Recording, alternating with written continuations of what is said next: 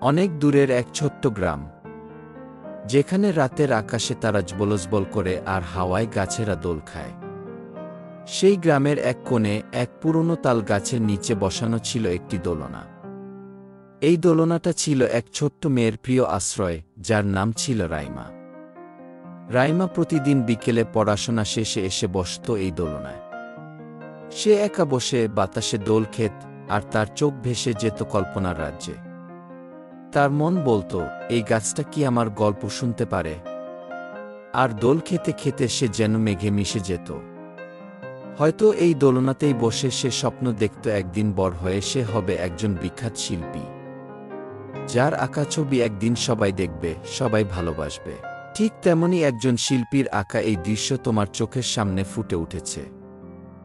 এই সুন্দর শিল্পকর্মটি তোমাদের জন্য তৈরি করেছেন ফিগ ড্রয়িং স্কুল থেকে আমাদের প্রিয় শিল্পী।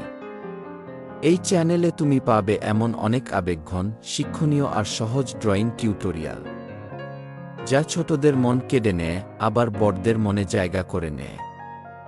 তোমরা যারা এখনো সাবস্ক্রাইব করনি, তারা একবার চ্যানেলটি ঘুরে দেখো।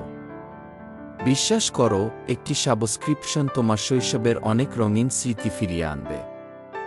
আর সেই রাইমা আজও বসে আছে তার দোলনায়, হয়তো কারো অপেক্ষায়, হয়তো আরেকটি নতুন গল্পের। রাইমা যখন দোলনায় বসে দুলত, তার চোখে ছিল এক স্বপ্নমা আলোকছায়া। সে দুলতে দুলতে চারদিকে তাকাত, যেন পুরো পৃথিবীটাই একটা বড় ক্যানভাস। আর সে নিজেই সেই ক্যানভাসে রং তুলির স্পর্শে ছবি আঁকে, আকাশে, মেঘে, গাছে, পাতায়, বাতাসে। তার পেছনে ছিল না কোনো বন্ধু, ছিল না কেউ খেলার সাথী। তবুও দোলনায় বসে সে কথা বলত বাতাসের সাথে, গাছের পাতার মৃদু শব্দে খুঁজে নিত সুর, আর ডালে বসা পাখিদের গান হতো তার দিনের সঙ্গী। একদিন রাইমার হাতে আসে একটা পুরনো পেন্সিল। সে প্রথম আঁকে তার নিজের দোলনাটিকে, যেখানে সে বসে থাকে, তার ছোট্ট গল্প, তার কল্পনার গাছ। সেই দিন থেকেই শুরু হয়েছিল তার আঁকার গল্প, যেটা একদিন তাকে পৌঁছে দেয় তোমার ও আমার মাঝে। এখন তোমরা যারা এই ভিডিও দেখছো, জানো কি, এই দৃশ্যটা আসলে শুধু একটা ড্রয়িং না। এটা রাইমার শৈশব, তার নিঃসঙ্গতা, তার কল্পনার জগৎ, যেটা আজ ফিগ ড্রয়িং স্কুলের মাধ্যমে আমাদের চোখের সামনে জীবন্ত হয়ে উঠেছে। এই চ্যানেলে এমন আরও অনেক গল্প লুকিয়ে আছে, যেগুলো প্রতিটি ড্রয়িংয়ের সাথে তোমাকে নিয়ে যাবে অন্য এক জগতে। তুমি যদি শিখতে চাও কিভাবে একটা সাধারণ কালো কলম দিয়েই তৈরি করা যায় এক আবেগঘন দৃশ্য, তাহলে এই চ্যানেলটি হবে তোমার জন্য একদম সঠিক জায়গা। এখনই সাবস্ক্রাইব করো ফিগ ড্রয়িং স্কুলকে, কারণ এখানে প্রতিটি ড্রয়িংয়ের পেছনে থাকে একটা গল্প, আর প্রতিটি গল্পের পেছনে থাকে একটি হৃদয় ছোঁয়া বার্তা। রাইমার জীবনে ছিল না খুব বেশি কিছু, না কোনো দামি খেলনা, না ছিল মোবাইল কিংবা টেলিভিশন। তার জীবনের সবচেয়ে প্রিয় বস্তুটা ছিল সেই পুরনো দোলনাটা আর একটা ছোট্ট স্কেচবুক। প্রতিদিন বিকেলে যখন সূর্য পশ্চিমে ঢলে পড়ে, গোলাপি আকাশের নিচে গাছের ছায়া লম্বা হতে থাকে, রাইমা তখন চুপচাপ বসে আঁকতে থাকে তার নতুন কোনো গল্প। কখনো সে আঁকে দোলনায় বসা এক পরীকে, কখনো একা এক শিশুকে, আবার কখনো সে নিজেকেই আঁকে, যে হারিয়ে যেতে চায় তার কল্পনার ভুবনে।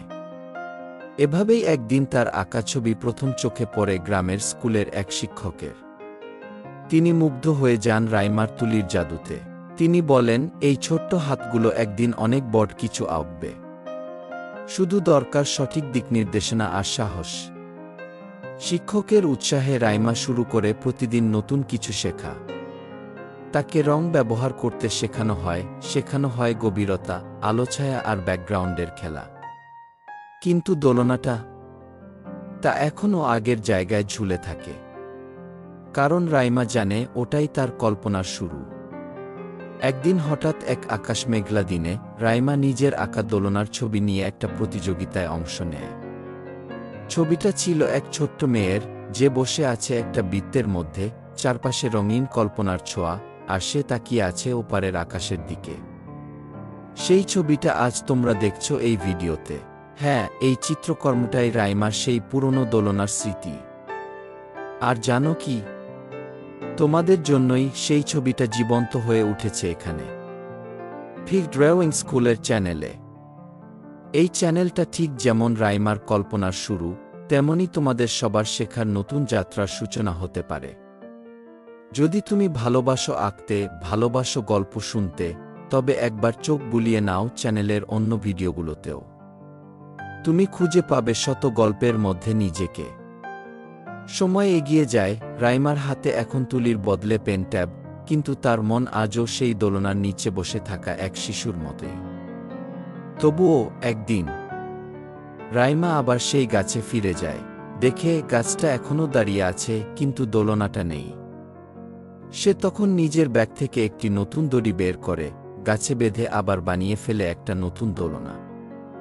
সেই মুহূর্তে তার মনে হয়, শৈশব শেষ হয় না যদি তুমি তাকে আঁকতে জানো কি।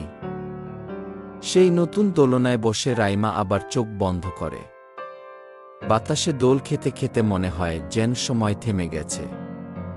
শুধু তার হৃদয় জুড়ে বাজছে একটাই কথা, আমি ফিরে এসেছি। আজ আর সে ছোট্ট রাইমা নেই। সে এখন এক শিক্ষিত শিল্পী, যার ছবি দেখেছে লাখ লাখ মানুষ, যার আঁকা প্রতিটি রেখায় গল্প লুকিয়ে থাকে, আর প্রতিটি ছবিতে দেখা মেলে এক নতুন অনুভূতির। তার সেই পুরনো স্কেচবুক এখন স্থান পেয়েছে তার নিজের ছোট্ট আর্ট গ্যালারিতে, যেখানে প্রথম পাতাতেই লেখা, আমার দোলনাটা হারিয়ে যায়নি, আমি শুধু তাকে ক্যানভাসে ধরে রেখেছি।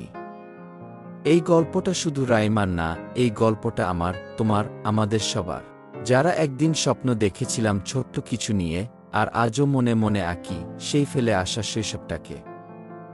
আর এই ড্রয়িং, এই ছোট্ট মেয়ের দোলনার দৃশ্যটা, এই গল্পটার প্রতিটি ছায়া আর আলো ফুটে উঠেছে ফিগ ড্রয়িং স্কুল এর চিত্রকলায়। এই চ্যানেল শুধু ড্রয়িং শেখায় না, এখানে প্রতিটি রেখা এক একটা গল্প বলে, যেটা তোমার হৃদয়ে গিয়ে টোকা দেয়।